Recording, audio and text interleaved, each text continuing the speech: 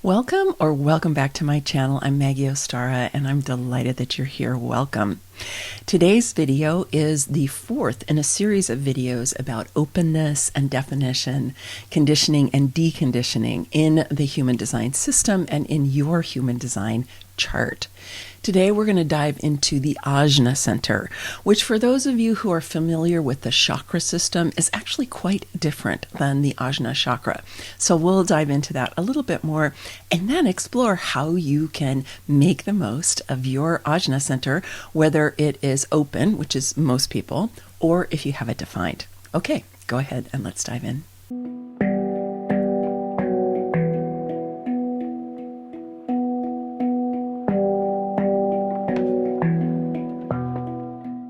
Now we're going to dive into three of the gates and three of the channels that connect to the Ajna Center.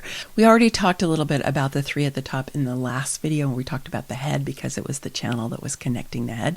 So you can go ahead and watch the video about the deconditioning the head and learn more about the 47, the 24, and the 4 there. And here we're going to look at the 17, the 43, and the 11. Okay, let's go ahead and dive in. So the gate 17 is known as opinions in traditional human design and anticipation in quantum human design. And opinions, right? You can see how this relates to what we were just talking about the potential pitfalls of that defined ajna, which is this sense of certainty, which of course is what opinions can be. They don't have to be.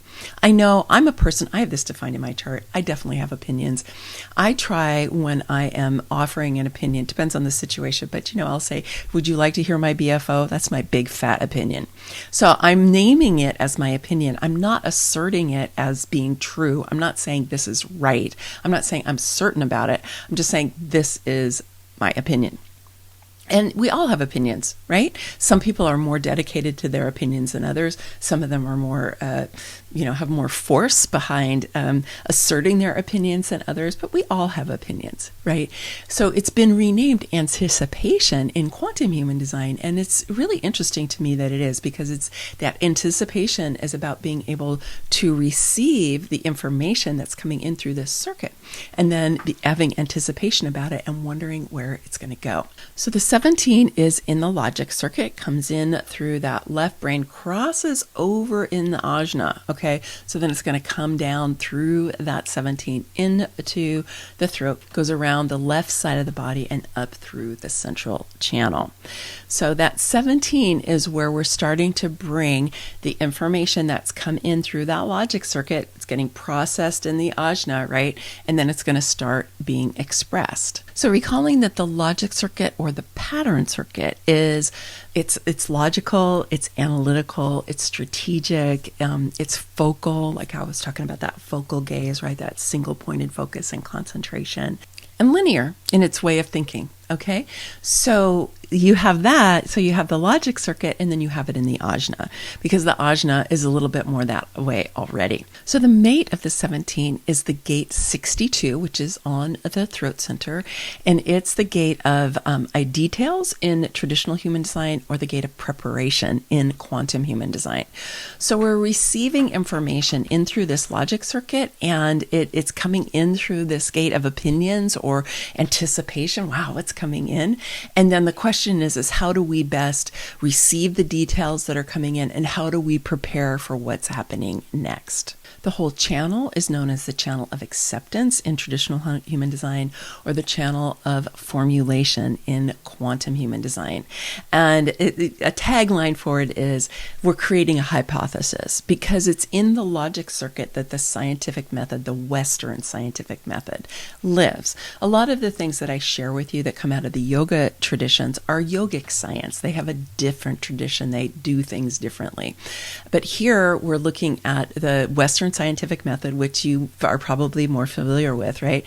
And so we start with curiosity, because that's what's happening when we're bringing in from super consciousness. We start with that curiosity, right? And then we're going to be like, oh, I'm going to create a hypothesis. I'm going to create an idea. I'm going to create a possibility. I'm going to create an opinion, and I'm going to have some anticipation about, is that true or not? I don't know. Because in the Western scientific method, what we do is we test things, right? We have a hypothesis hypothesis. This is how we think it works. Then we're going to go ahead and we're going to test it. We're going to set up a test to see, and then we're going to evaluate, and we're going to see, okay, is that true or is that not true? So that's kind of the energy that's moving over here through that 1762. Now, the thing you want to watch out with the 62 is it can fall into the fear of not being prepared enough, and it can lead to over preparation. I had a client who had this was her sun gate, and I mentioned this to her, and she's like, oh my God, I create so much work for myself for creating PowerPoint presentations that are so long, and I end up using like a little portion of them. I over prepare because I'm so anxious about not being prepared enough. And I said to her, I said, well, is it true that you go into situations where you're not prepared enough? She goes, oh, no, never. I would never do that. I said, so would it be possible for you to back off a little bit on your preparation and see what that's like and start to trust yourself a little bit more? So it took her a little while, but she was able to do it. And she said, my gosh, that freed me so much. So that's a little bit of the disempowered that can happen with that 62. So you got to watch out for that. But other than that, we're taking in this information, we're analyzing it, and we're creating a hypothesis or creating an idea, creating a formulation about what could be true here through this channel. So let's move over to the other side and what's happening with that right-brained energy. This is the gate 11, which is known as the gate of ideas, or the conceptualist in quantum human design. People I know who have this defined in their chart, they often come to me when they're for a reading and they're like, I have so many ideas, I'm so overwhelmed. I actually just did a reading for a woman who has this as her sun gate, and she was just like, I'm so overwhelmed with my ideas all the time. So if you have this defined in your chart and you find that you just really have a lot of ideas, one of the best things you can do is just write them all down. Just write them down and then sort through them using your inner authority to be like, is this an idea for me? Is it an idea for me now? Is it an idea for me later? Is it an idea for somebody else? Is it an idea for no one? Just allowing yourself to kind of brain dump so you can empty out all of those ideas and then sort through and decide what's for you, because not everything is going to be for you, and not everything's going to be for you now, and not even anybody's going to be for anybody right now. Like, you could be receiving ideas that are really going to be cogent 5 or 10 years from now. This is what happens when that energy comes in through that right-brained energy. So it comes in over the right brain and it crosses over in the ajna and then starts to come down here through the left side of the body. So this is in the sensing circuit. The sensing circuit is how the right brain energy flows through the human design chart. And it's the opposite, the mirror opposite of what happens with the logic circuit. So, the logic circuit is going to come in left brain and cross over, go on the right side of the body. The right brain energy comes in over here, crosses over, goes down the left-hand side of the body, and then they both come down up through the central channel. And this is all collective circuitry, having to do with big things in life, government, infrastructure, big companies, big organizations, places where the multiple tribes come together, like the media is in here, the internet, things like that are all in collective circuitry. So with all right-brained energy, you want to watch out for how you're receiving it and how you're experiencing it. Because generally in common culture, the right brain energy is not as well understood as the left brain energy. We tend to really privilege that left brain energy. And it's valuable and it's valid, but it's only part of the story. We really want to be able to hold on to that right brain energy because it's also very valuable and also valid. But we have a tendency to kind of dismiss it a much. So that gate at 11 with so many ideas can be a place where we get serious monkey mind. And so a disempowered expression of that gate 11 is when we're going to be really caught up with so many ideas that we don't know what to do and we get paralyzed, right? We're just like, I don't know what to do. Or we jump around from this to that, to that, So again, you want to use your inner authority here to discern what really do you want to use to discern which ideas are right for you, and then grab a hold of them and put others to the side. A shadow expression of the 11 is where you might be using your ideas to gain power or control in a situation or with certain people. And it might be that you start enforcing your ideas on other people, or you start throwing out multiple ideas. Somebody shares something with you and you're like, yeah, but what about this? Or what about that? Or what about the other thing? And unfortunately, that can be kind of how the mind works, right? Because if you've ever tried to make a decision with your mind, it's one of the things we say never do in human design, don't ever make decisions with your mind, use your authority, is that the mind doesn't settle. The mind doesn't settle. It has FOMO and it keeps bouncing around. So the 11 can really be that way. So what you want to be able to do is ground it.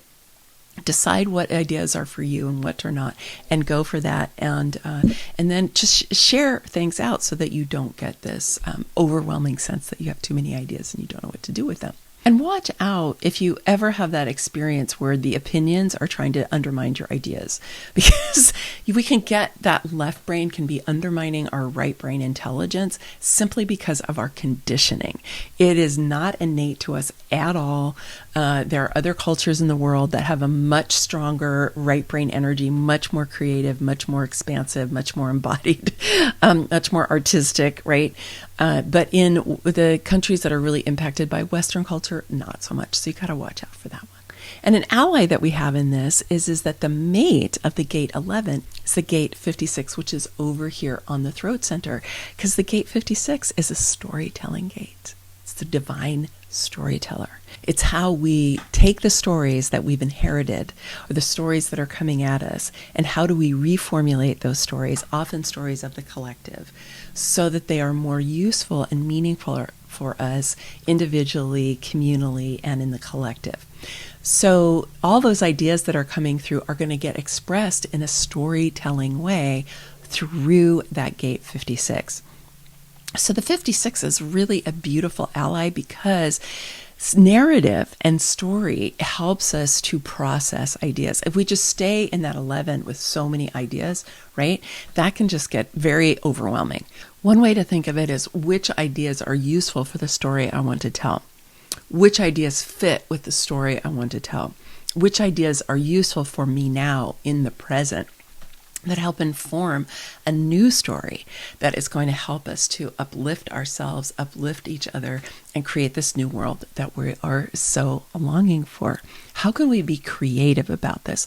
Not logical, not analytical, not strategic, but how can we be creative about this? How can we be plugging in to the intelligence of the universe that is helping us to guide ourselves to see new perspectives? The whole channel is known as the channel of curiosity. I love that because the 4 has been renamed curiosity. So then this channel is like we're continuing with curiosity, right? Or the framework. And so it is a framework for us to understand what it is that we are being inspired by. And the tagline for this is the steward of inspiration, right? Is that the inspiration has come in through that head center, and now in the Ajna, it's being stewarded, right? We are processing that information. We're deciding what we want to do with it. We've got these ideas. What are we going to do with them? We're going to steward that inspiration. And with it, we're going to tell new stories that are going to help us to evolve in the way that we need to, so that we can then become the ambassadors of the future for that new world that we are so longing for. Then our third gate on the Ajna, pointing down towards the throat, is the gate 43, known as the gate of insight, in both traditional human design and in quantum human design. And the gate 43 is colloquially known as the genius freak gate. That's because the insights that come in through that 43 can be really leading edge, really out of the box. They can be wacky and strange, even to the person receiving them, or they can absolutely be genius. So the 43 is in the knowing circuit. The knowing circuit comes right in through this central circuitry, and it splits, goes down around both sides of the body and up through the central channel. That 43 is right here, the Ajna going into the throat center. So it's that place where the insights that are coming in from super consciousness through that knowing circuit. The knowing circuit is known as the circuit that's the most just plugged directly in, right? Because it's highly intuitive. It's neither right brain, left brain energy. It's kind of its own thing. And so it's where we receive a lot of our intuitive insights and a lot of our inner guidance through. And so the 43 is receiving all of that information that's coming in. And the key with 43 is to share those insights at the right time with the right people in the right situation. Because the genius freak part of it is a reference to how people receive your ideas. It's not a judgment on your ideas at all. It's more about, will people receive this as genius or will they receive it as freakish? So the disempowered expression of the 43 is where we don't believe the ideas that we get or that are coming in. We don't believe them. We dismiss them. We think that that's crazy. That's so wacky. No, we just disregard it. Or we feel at the mercy of really wacky things that are coming in. We don't quite know how to relate to it. The more shadow expression of that 43 is when we're using the insights that come in to gain control or to manipulate situations so that we feel more safe, right? And so we could be undermining the way other people are thinking or talking about things using these insights that come in. Not so great. And then, but the really awakened and empowered expression is when we are willing to receive leading edge ideas that, might be disruptive. They might disrupt some of your self-concept. They might disrupt some of your sense about how reality works or how different things in your life are working or not working, right? It can be disruptive. But it's disruptive ultimately so that we break out of our patterned way of thinking. We break out of all that conditioning and we open up to a new set of possibilities that come to us through our insight. So the mate of that 43 is the 23, which in traditional human design is known as assimilation. And in quantum human design is known as transmission. I like to think of that 23 as really receiving those insights that are coming in here through that 43, through that channel that is, starts up in the head and comes through and is transmitting them out through the throat, because the throat center is the center for expression and activation and manifestation. And so that 23 is receiving that, is kind of sorting through and deciding what is it that we want to transmit. I want to caution you against assimilation, because assimilation tends to mean that we take out the radical edge and we try to make it fit in more. That's what assimilating is we're trying to make things fit in. We're assimilating it in. It's different than integration. It's different than interfacing. Assimilation, generally, the way that we understand it, is about taking the kind of the wildness, right, out of something. And so we don't want to take the wildness out of what we receive through that knowing circuit, but we do want to choose when and with whom and what situations in which we share anything and then transmit that out through the 23, because we would like it to be received and we would like it to be known. The channel itself is known as the channel of structuring in traditional human design, or the channel of innovative thinking. Innovative thinking, of course, right? And its tagline is the power to influence. Because if you think about this for a second, if you choose to only share your ideas at the right time and the right person in the right situation, right, what you're going to share is going to be highly influential because it's going to come across as genius. It's not dissimilar to this idea of stewarding inspiration, which we had with the sensing circuit in the 1156. But here, we're really looking at how influential that knowing circuit can be and how influential our intuition can be. And it becomes most influential when we're paying attention to when to use it, with whom, and for what purpose. Like, what's our intention behind it, right? Is our intention to communicate, to uplift, to be able to expand the sense of possibilities, or are we in a more contracted, more disempowered, or a more controlling kind of power over energy? So my suggestion is that you pull out your own human design chart, If you don't have it yet, you can get it at yourfreehumandesignchart.com, and that will bring you into my community, and you'll receive with that my book, Getting Started with Human Design. It's a beautiful ebook, and you also get the reflection journal that goes along with that. So if you don't have your chart yet, or if you even just want the ebooks, you can go and run your chart there. And you'll take a look at what's defined in your chart. Is your Ajna defined? Are any of these gates or channels defined? And see how this relates for you. And if any of this is defined in your chart, how are you expressing it? Are you expressing it more in that empowered and awakened state, or more in a disempowered or in a shadow state? You always have the opportunity to evolve the way you're expressing any part of your human design chart. So just know that, you know, if you've been in a more disempowered state, you absolutely can turn it around, particularly when you have this information and you know what you're going for, right? So if you've had this experience, for example, with the 43, where people have dismissed your ideas before, if you know that it's not really going to benefit you to try to foist your ideas onto people and these insights onto people if they're not ready to hear them, or if they're not the right people, or it's not the right situation, right? You learn that piece. You only share it at the right time. Then you can really step into a more empowered way of experiencing that particular energy. And this is going to be true for all of the different parts of your human design chart.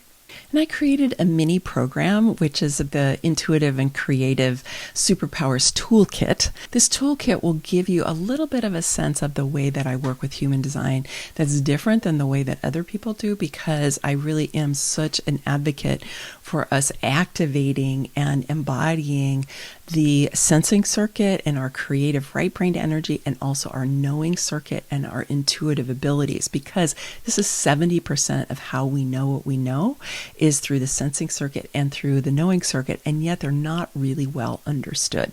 So I highly encourage you to go ahead and get this little mini program. It's fun to do. It's a little creative project, and let me know how it goes, because I would love to know how this lands for you and what opens up for you. The link for that will be at the end of the video here, and also down below. Okay, so that's our video for today. Thanks so much for your attention today. I so appreciate it. Many blessings. Much love. Bye for now.